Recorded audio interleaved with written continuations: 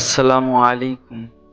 একসময় ছেলেরা হিমু হতে চাইতো, এখন ছেলেরা সাজিদ হতে চায়। আরিফ আজাদ তরুণ প্রজন্মকে হিমু থেকে সাজিদে রূপান্তরিত করতে পেরেছে।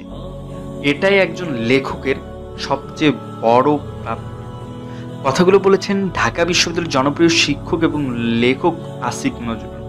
আর যেই মানুষটিকে নিয়ে কথাগুলো বলেছেন তিনি হচ্ছেন তরুণ প্রজন্মের অন্যতম জনপ্রিয় লেখক আরিফ আজাদ।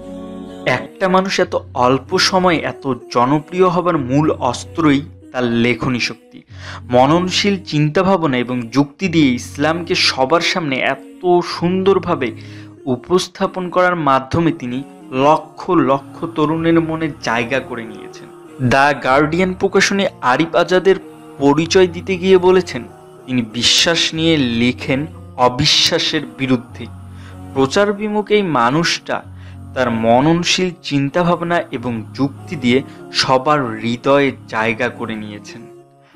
আরিফ আজাদকে এই কথাগুলো আমার ব্যক্তিগত না, আমার বিশ্বাস এই কথাগুলো এই দেশের হাজারো তরুণের মনের কথা।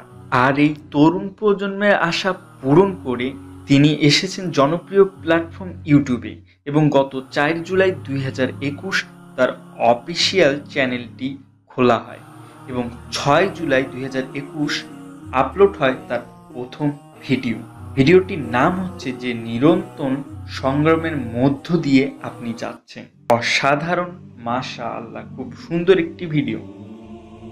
আর আরিফ আজাদ ভাইকে অনেক ধন্যবাদ, জাযাকাল্লাহু খায়রান, এমন একটা চ্যানেল আমাদের সবাইকে উপহার দেওয়ার জন্য। সো আমার ভিডিও যারা দেখেন তাদের সবাইকে বলবো আরিফ আজাদ ভাইয়ের চ্যানেলটি সাবস্ক্রাইব করুন। আরিফ আজাদ ভাইয়ের জন্য অনেক অনেক শুভকামনা। আল্লাহ যেন তাকে এই ইউটিউব প্ল্যাটফর্মেও অনেক সফলতা দেন তার বইয়ের মতো। আল্লাহ তাকে উত্তম প্রতিদান দান করুন, আমিন।